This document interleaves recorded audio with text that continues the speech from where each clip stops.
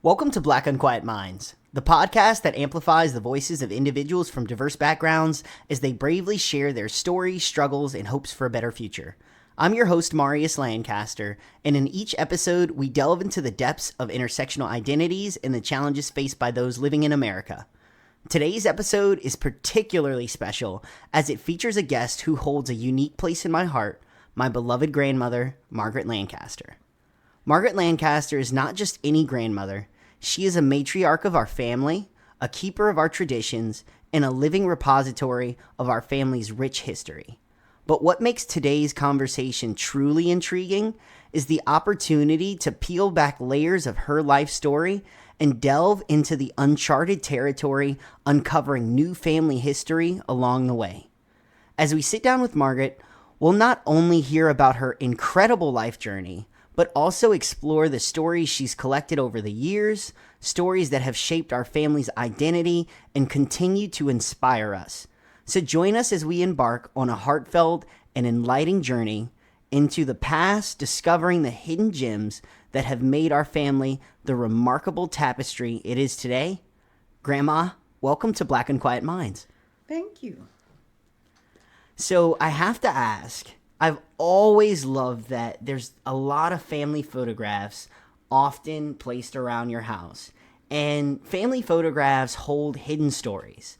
Knowing that, are there any particular family photos right now in your house or mementos that bring back vivid memories or have interesting stories attached to them?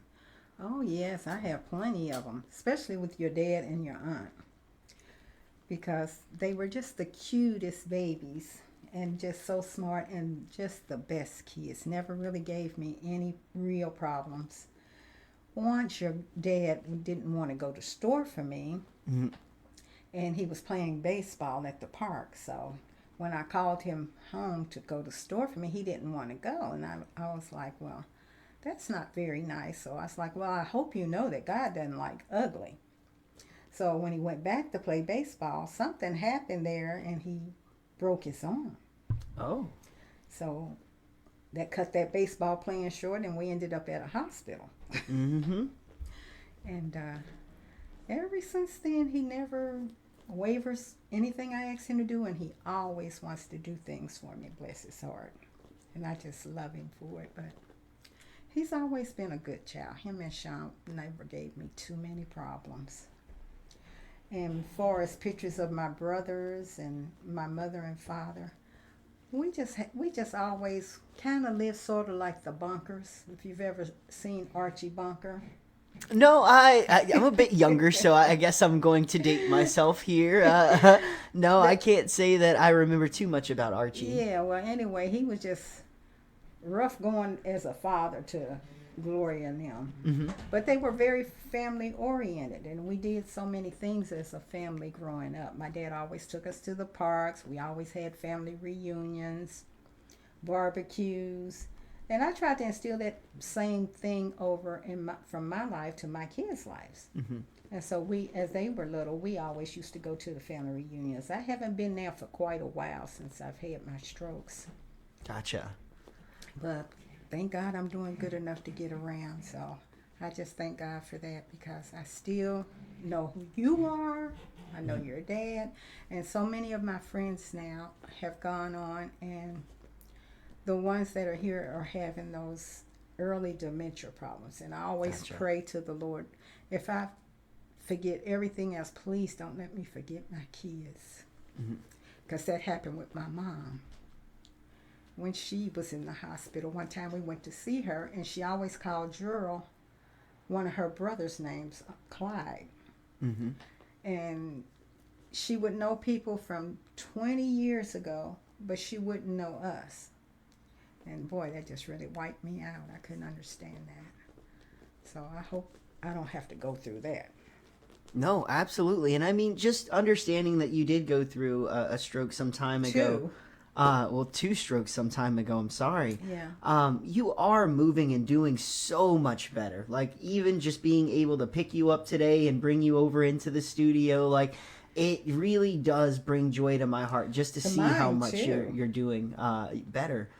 since originally seeing you and moving back to Cincinnati. Yeah, I'm just glad that you did. You do think of me and to call and talk to me or come by and see me or come and pick me up and everything. It's just seem like now so many times the kids just don't have time for the elderly because their lives are so busy. Mm-hmm.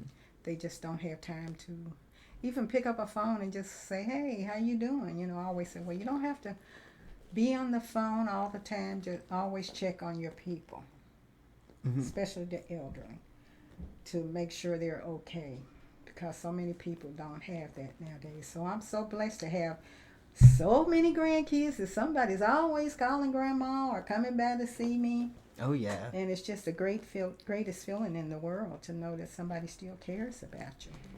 No, absolutely. And if anything, knowing that we have so many family members too, I think that really adds a lot of value. Because I mean, just thinking about like my siblings alone, like I've got Right. 5 siblings, Right. we're definitely not shy of people, to reach out and to keep the family connected. And I do really love that. Because that's awesome. Like you said, not everybody really does have that. Exactly. And at the end of the day, that is something that you have to cherish. And if anything, I really want to kind of talk a little bit about our family origins because I feel like many of our listeners out there might not be aware of, our family's origins. Could you tell us a little bit just Sure. about our ancestral roots? Like here in Cincinnati, like we speak to our family, just our reunions, things like that, those unique traditions or customs that have been passed down through the years. Right. Are there any of those, that you can really speak to and kind of give some history on? Well, most of our family now are from, well, we grew up all downtown. We lived all over downtown before we moved out to, I would say, not Fairmount, but Commonsville.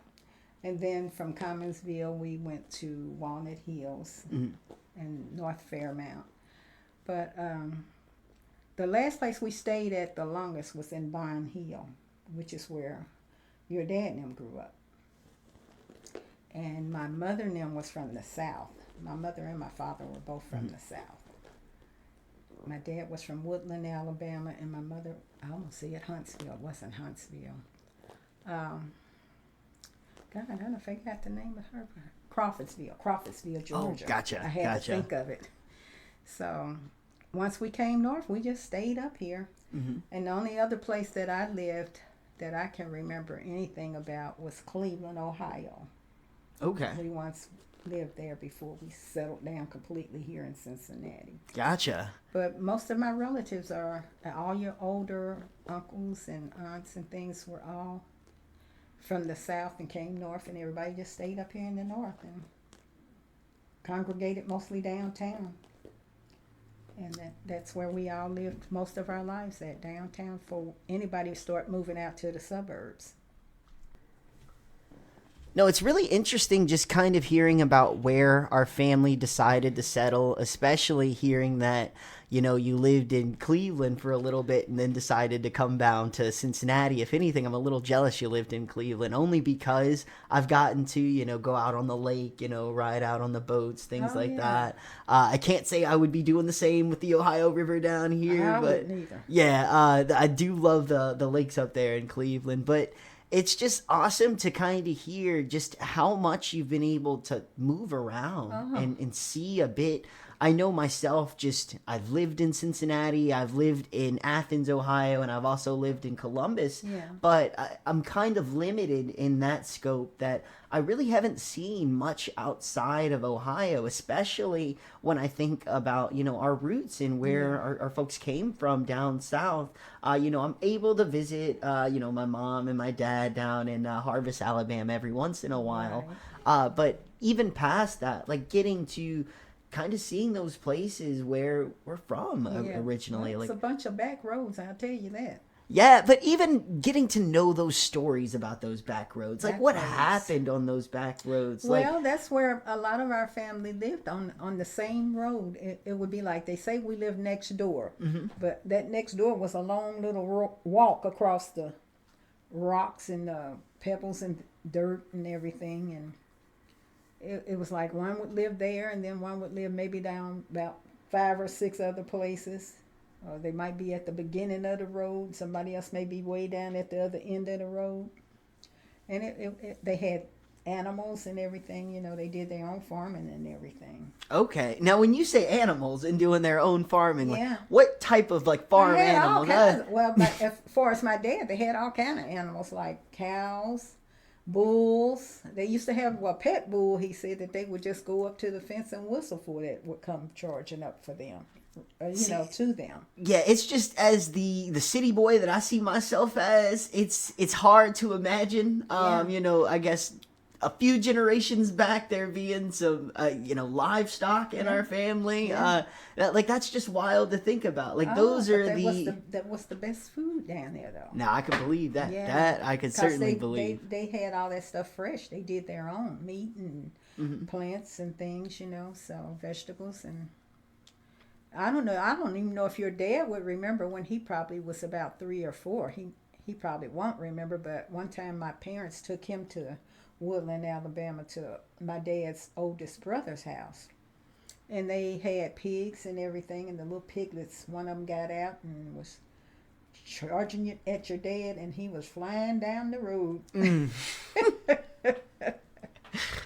Oh, my goodness. And it was just funny because my parents used to take him with them everywhere they went, sort of like I did Chris. I didn't get to take you and Mark Jr.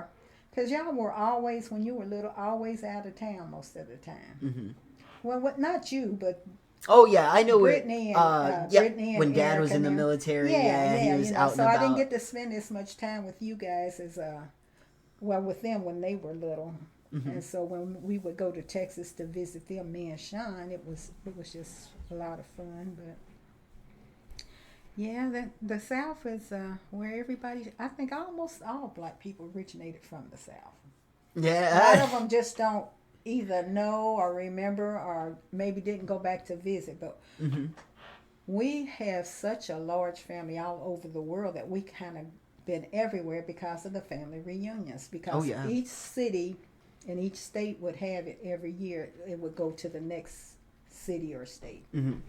And so that's how we learned so much about other places like Detroit and, oh God, I can't even name them. We go to Virginia Beach and we just went everywhere, I think. But do you remember the number that I guess was the last number you saw for the Lancaster family? I guess it was the probably Facebook was page. Like the 89th or something like that family reunion. Okay. Do you know how many people were like on the page? Because I remember. It's a lot. It was in the hundreds. It was always a lot. Yeah, always it was in the hundreds the last time that I checked because I actually got off of social media. I want to say over a year or so ago. One of those books I'll try to dig out for you. And let you see the family tree and how our family originated from. Like well, I know there's a lot on the website, on the LancasterFamilyHeritage.org. Like it goes pretty in depth. I want to say it was almost somewhere in the 1820s. I know it was in the 1800s, but I want to say like 1820s may have been like the earliest records that I think they were able to get. Which is just insane to think about, like just wild. Exactly. But when you talk about food just being in the South and, those being some traditions in our family, I know like on the Lancaster Family Heritage website, we actually do have recipes. That's one of the things that I often pivot to try to get people onto the website to check it out. I'm like, we've got some real nice family recipes on there. Do you think that there's one like recipe for you that really symbolizes like our Lancaster family? Well, mine for me is from my mother's cooking. Okay.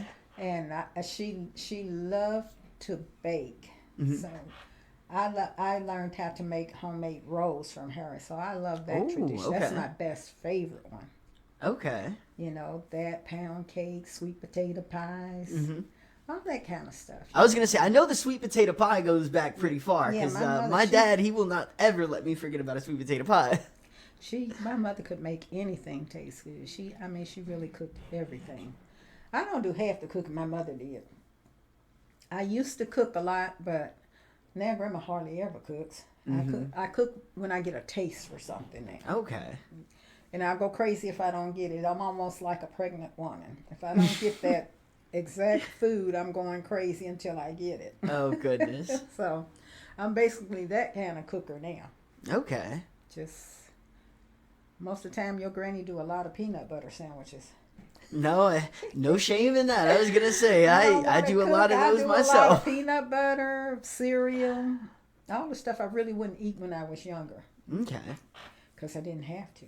Yeah. But now you gotta try to eat something before you go to bed, and when you have to take medicine all the time, so you have to eat something. So, yeah, but I just love to try to mimic some of the foods that my mother cooked that we grew up on that I love, like conies and chili and pinto beans and cornbread. Oh yeah. Collard greens, macaroni and cheese. She just says potato salad. Oh, she always made the best stuff.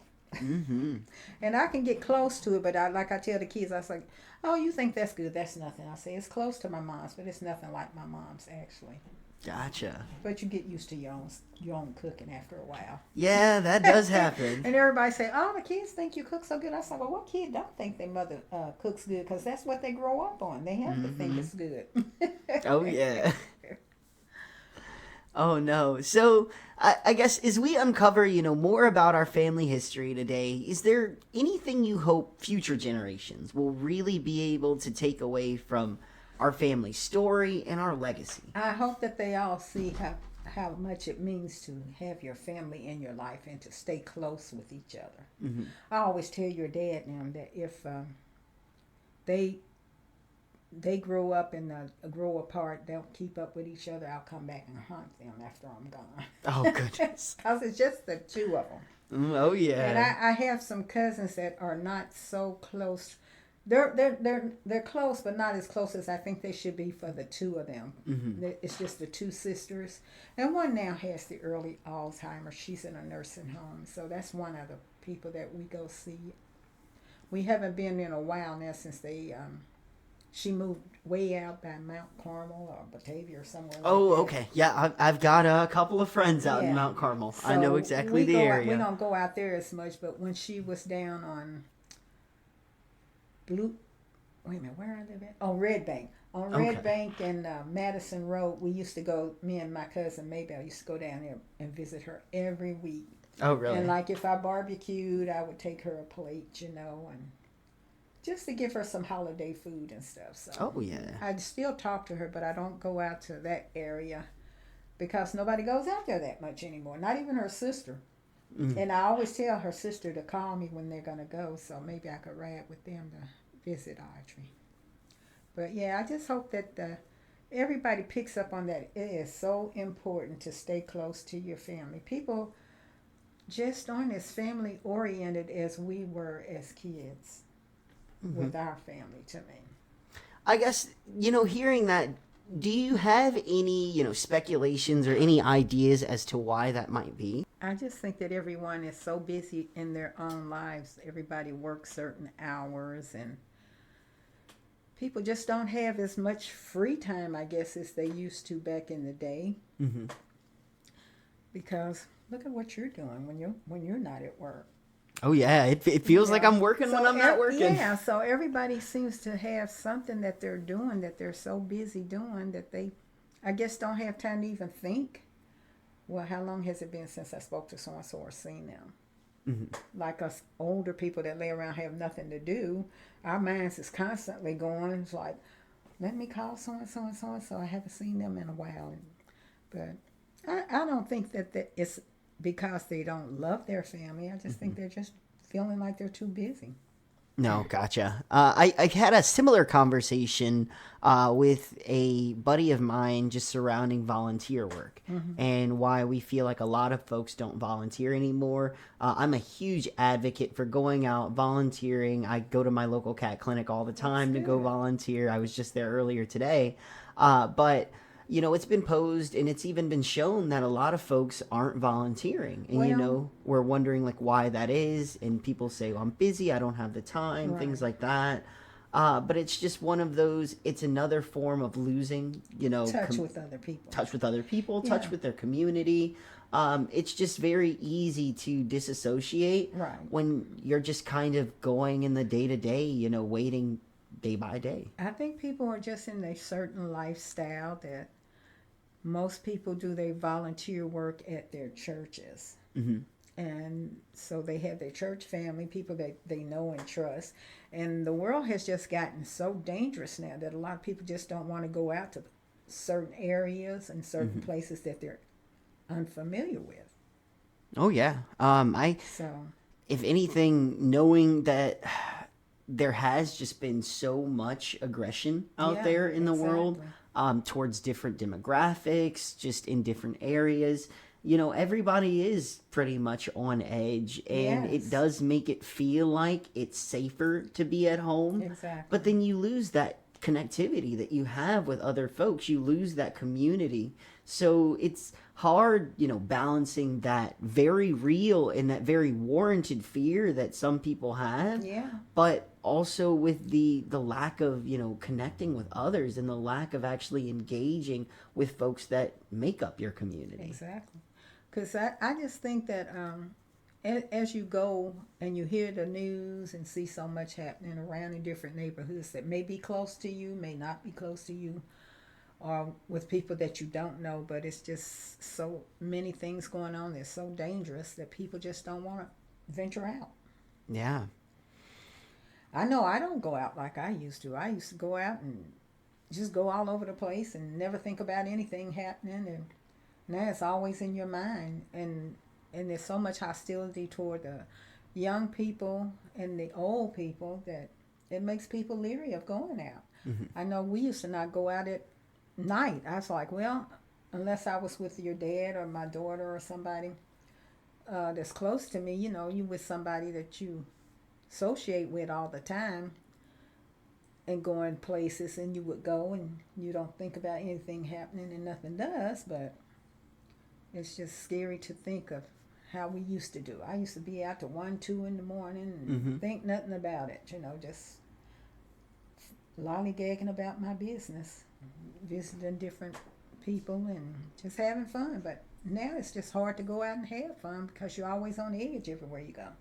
Do you feel like there's anything that we can do, like here in the community, to, foster or try to go back to an environment? Or do you feel like just because of kind of the new landscape that we're working with technology, with access to, certain, I hate to say it, but, there's that elephant in the room that I feel like there's a lot of shootings that go on that It did is. not occur before. And we have a Exactly. lot of technology when it comes to weapons, firearms, Right. things like that. Even access to guns. Like, I live Yes, here too much in access to Ohio. guns. Right now, they're going to have the spring or the Sharonville Gun Convention through like September 30th through October 2nd. Like, Yeah. it's like a, 3-day gun convention. Yeah. So it's one of those where, what do we have to do as a community to foster places that are safe spaces for everyone? I think that people are trying, the older people are trying to get things for the kids to do, excuse me, and places for them to go, there's safe havens where they can try to have fun and socialize without all that. But those guns are just taking over, look like, Kids are, I think, are more afraid of fighting, like they might get beat up. So now they're all sneaky, Yes. running behind these guns and doing drive-bys and just jump up on people with a gun or a knife because they're scared of getting beat up. When we were kids, we used to argue and fight, but yeah, you have your fight and the next day you're playing again.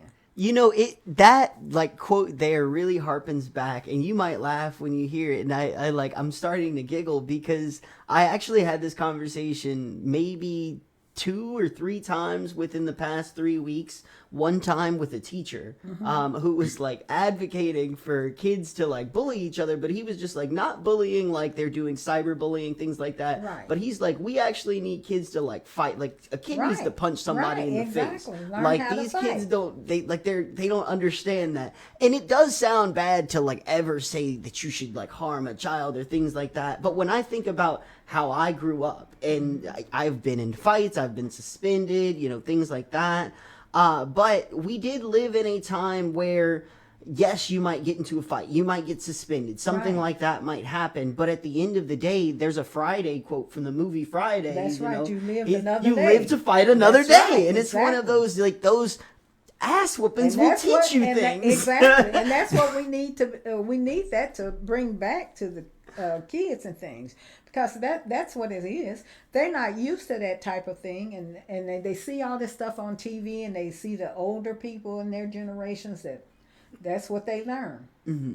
You just get your gun and go blow somebody's brains out. You don't think of the harm that you're doing to yourself and your family and the other person's family. Yeah. It's not one-sided. It's always two-sided. Mm-hmm. And it's just so much devastation it brings to a family. It brings to both families. Because the child that did the shooting, his life is changed forever.